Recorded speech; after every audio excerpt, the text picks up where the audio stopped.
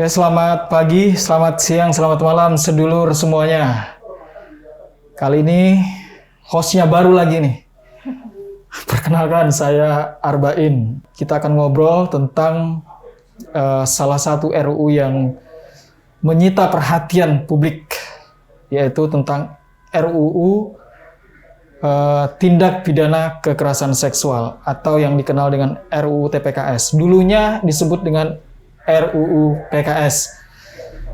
Nah, saya bersama Mbak Horis Satu Nikmah atau biasa dipanggil Horis. Beliau salah satu yang sangat concern dengan RUU ini.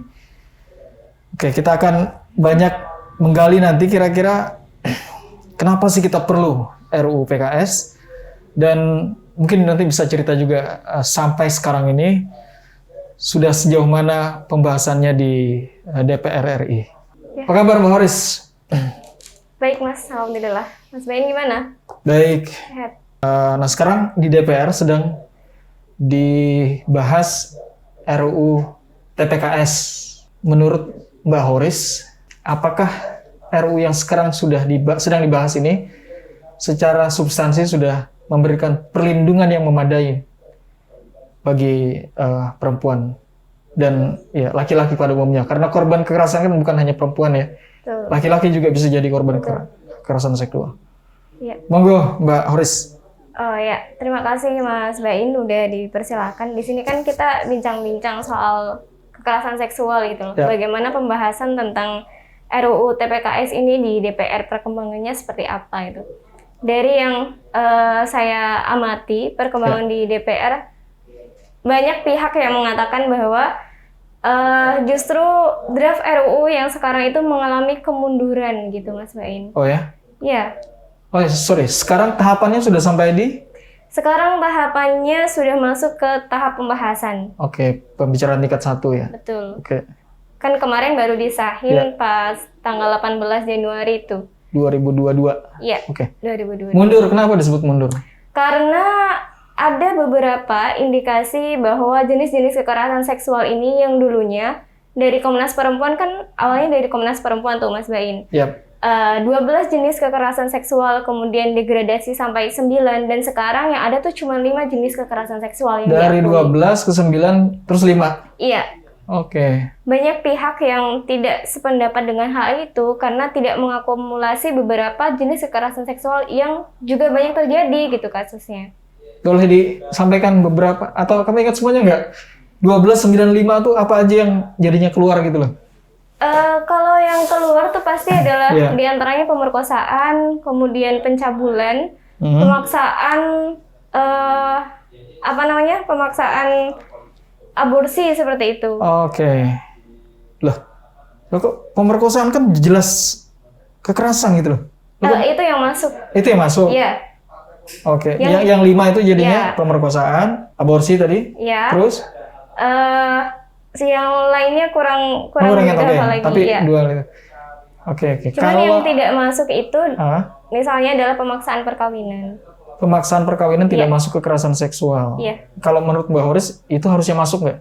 Bisa jadi masuk karena kalau sistem dalam kekerasan seksual itu kan yang penting adanya pemaksaan gitu kan. Bisa jadi dalam kasusnya adalah orang tua yang memaksakan anaknya buat menikah sementara anaknya tidak mau seperti itu Mas Bayu. Artinya bukan kehendak dari diri sendiri, tidak ada persetujuan di dalamnya. Oke. Dan isu persetujuan atau konsensus ini loh juga menjadi banyak perdebatan di antara masyarakat publik gitu. Ya. Tadi disebut mundur. Terus kalau komposisi fraksi yang menolak itu apakah karena disebabkan banyak yang tidak diakomodir tadi mereka sehingga menolak itu atau apa? Bukan, justru Bukan. tidak fokus ke hal itu. Justru beberapa fraksi yang menolak, satu-satunya fraksi yang menolak adalah fraksi PKS ya kan. Oke. Mereka dalam klausulnya itu berpendapat bahwa mereka mendukung adanya pemberantasan kekerasan seksual, tetapi tidak setuju dengan definisi terhadap kekerasan seksual yang ada dalam draft RUU tersebut, yaitu kata konsensus seperti itu. bisa diperjelas tadi. Jadi PKS tidak setuju dengan definisi kekerasan seksual. Iya. Yang dia tidak setuju adalah Klausul konsensus klausul konsensus. atau persetujuan. Definisi awalnya, definisi yang sekarang seperti apa? Saya Intinya aja, unsur-unsurnya bahwa disebut kekerasan kalau dia memenuhi. Kalau dia memenuhi unsur ah, tidak ada persetujuan di antara kedua belah pihak. Tidak Sementara ada, PKS berpendapat bahwa jika tidak ada persetujuan berarti itu adalah zina atau pelanggaran zina, seperti mengarah ke zina. Contohnya bisa jadi perzinahan itu kalau menurut PKS itu kekerasan seksual juga gitu ya? Mereka Bukan. berpendapat gitu? Bukan, pendapat mereka adalah zina ini harus diatur lebih dahulu gitu loh. Sebelum mereka mengatur kekerasan seksual. Ketika mau sama Oke. mau itu adalah zina dan itu merusak adab masyarakat dan lain sebagainya. Itu pendapat yang paling besar. Jadi sebelum kita mengatur tentang kekerasan seksual, PKS berpendapat bahwa alangkah lebih baik untuk memasukkan unsur zina ini sebagai suatu kekerasan seksual juga. Itu yang kalau menurutmu gimana tuh?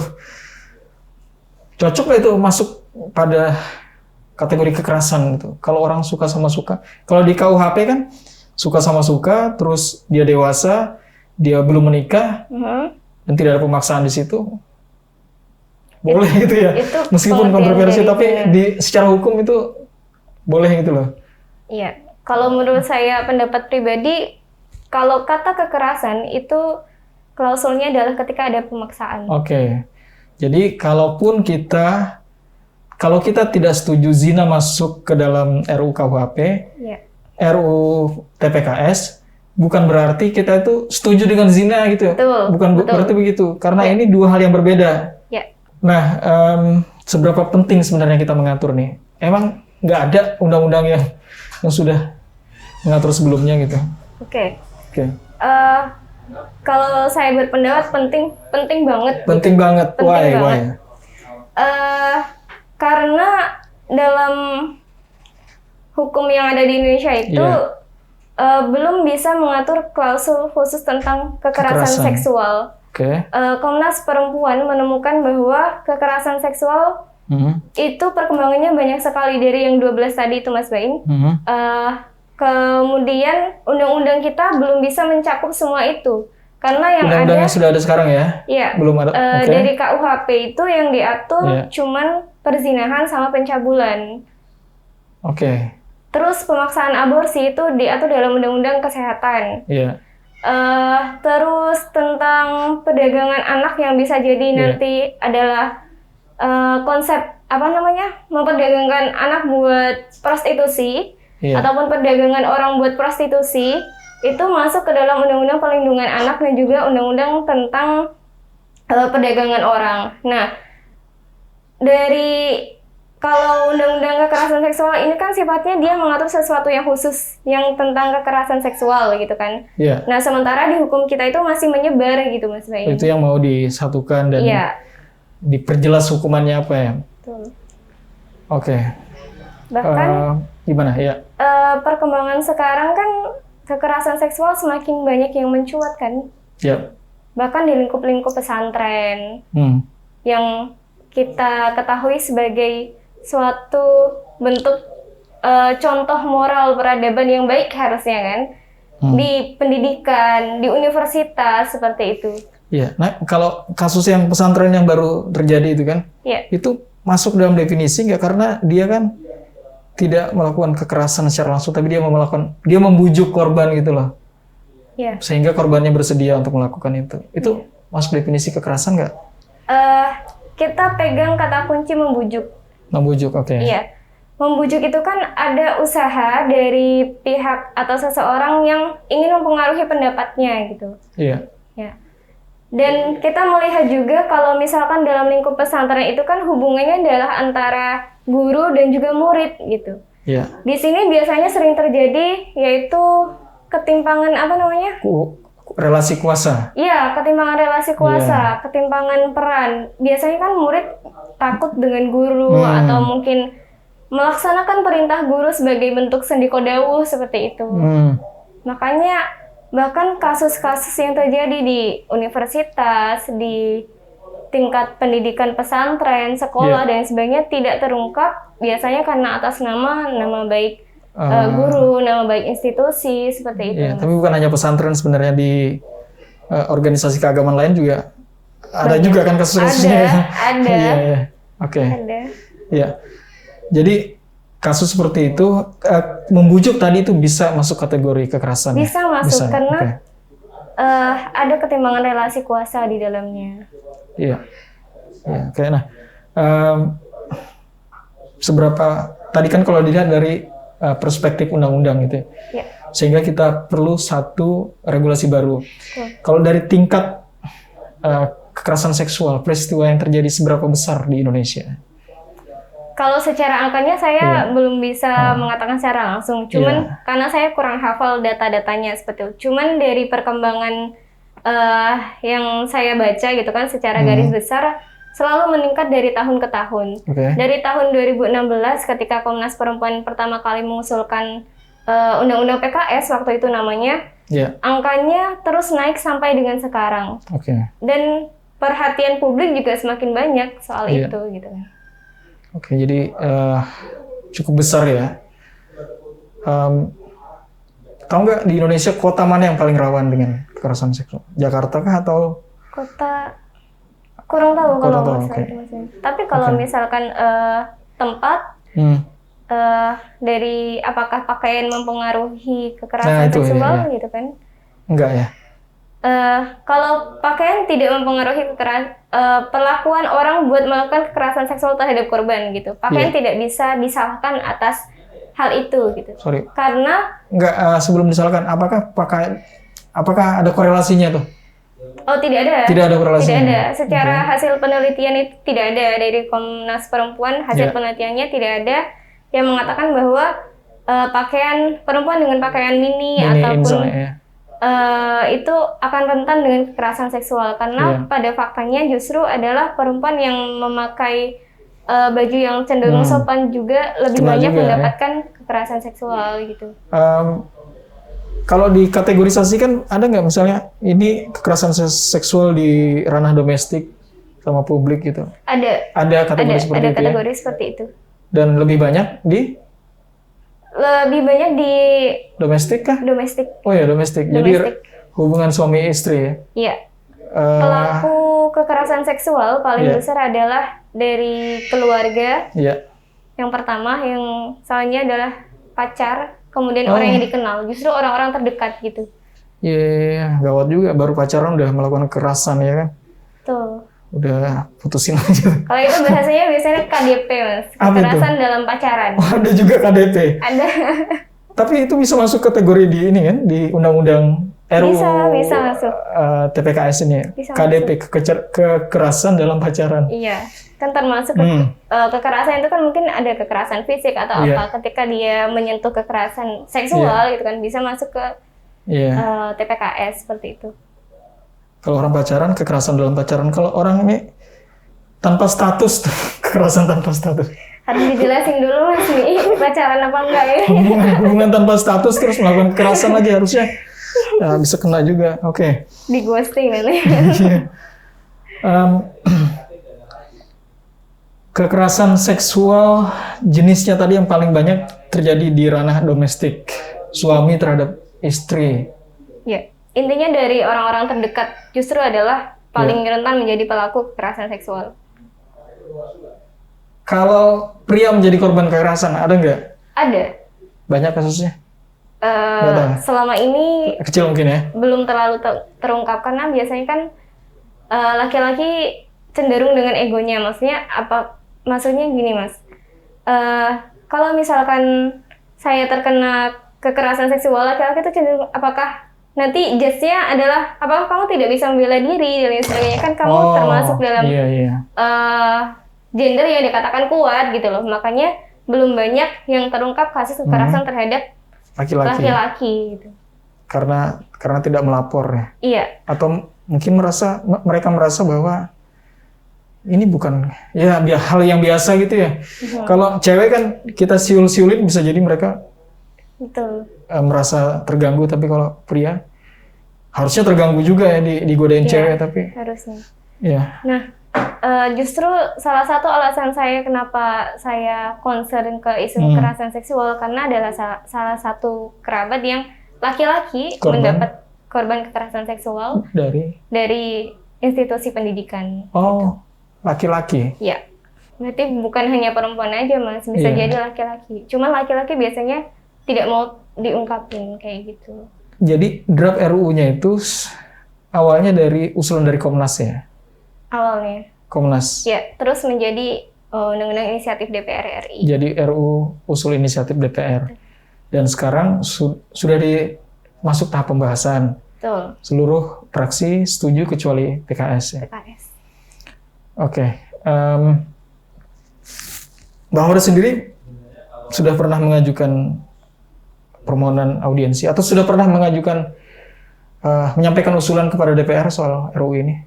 Kalau untuk DPR langsung belum pernah. Oke, tapi ke paling kita mengadakan ke anggota belum pernah juga. Oke. Biasanya lebih ke kegiatan-kegiatan diskusi, pengetahuan ke teman-teman kayak gitu, sharing informasi aja sih Mas. Oke. Penting juga bagi publik untuk mengetahui RUU ini ya? Iya. Oke. Dan itu yang dilakukan Horis dan teman-teman? Iya. Oke. Kalau negara mana yang kira-kira bisa jadi rujukan penanganan kekerasan seksual yang baik gitu? Kalau untuk merujuk ke negara mana, saya tidak bisa menyebutkan. Kenapa? Karena biasanya pengertian tentang kekerasan seksual itu erat kaitannya dengan tradisi budaya masyarakat masing-masing. Gitu.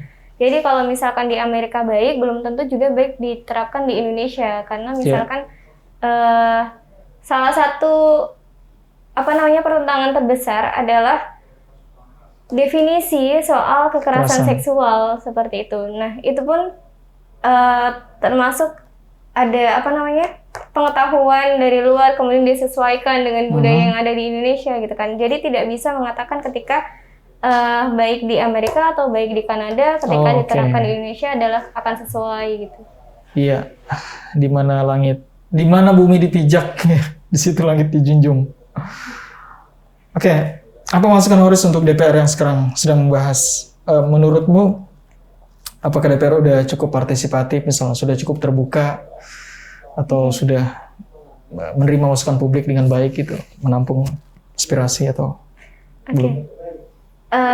Kalau menurut saya harus dipercepat aja pembahasannya. Dipercepat pembahasannya? Iya, karena semakin penting buat adanya pelindungan terhadap kekerasan seksual. Tadi kan dari 12, 9 ke 5. Kalau dipercepat nanti dipercepat dengan tetap memperhatikan meaningful participation. Meaningful participation itu apa? Ya, right to be heard, right to be explained, right to be considered. Di mana kita memberikan hak untuk mendapatkan informasi, hak untuk diberikan penjelasan, dan satu lagi adalah hak untuk satu tadi right to be heard, hak untuk didengarkan. Ya, right to be considered. Right to be considered, hak untuk dipertimbangkan pendapatnya. Betul. Dan right to be explained, hak untuk mendapatkan penjelasan. Mendapatkan penjelasan. Jadi kalau kita menyampaikan usulan, DPR harusnya memberikan satu, DPR harus mendengarkan, ya kan? Ya. Kedua, dia harus mempertimbangkan pendapat kita tadi, dan yang ketiga kasih penjelasan dong, apakah pendapat kita ini diterima atau tidak. Kalau tidak, alasannya apa gitu. Jangan didiemin seperti sekarang. Kayaknya begitu nggak sekarang? Iya, karena setelah dari yang rapat terakhir 18 Januari itu belum ada rapat lagi soal TPKS. Iya, kalau yang sekarang kan kita nggak tahu nih, habis kita menyampaikan aspirasi, dibahas nggak aspirasi kita ya? Dan nggak ada juga penjelasannya. Termasuk dokumen-dokumennya, Mas. Dokumen-dokumennya? Harusnya? Harusnya kan ada semacam risalah, lapsing, dan lain sebagainya. Nah, catatan saya sebagai pemantau perkembangan rancangan undang-undang tindak pidana kekerasan seksual adalah belum banyak dokumen yang bisa di-share dari DPR RI kepada masyarakat, sehingga banyak yang kurang tahu alur pembahasan, perkembangannya seperti apa gitu. Oke. Sip, terima kasih banyak nih. Ada masukan lagi untuk DPR? Cukup. Meaningful participation, transparansi, dan akuntabel tadi ya. Betul. Oke, terima kasih Mbak Horis atas kesediaannya, atas waktunya untuk berbincang soal RUU Tindak Pidana Kekerasan Seksual. Dulur, terima kasih banyak sudah menyimak, dan mudah-mudahan sedulur semua mendapatkan informasi yang bermanfaat dalam bincang-bincang kali ini. Dan kalau sedulur semua punya aspirasi, pendapat terkait RUU TPKS ini, bisa disampaikan kepada komisi berapa, Mbak? Di Badan Legislasi yang sekarang sedang membahas RUU tersebut. Terima kasih, sampai bertemu di pembahasan rancangan undang-undang lainnya.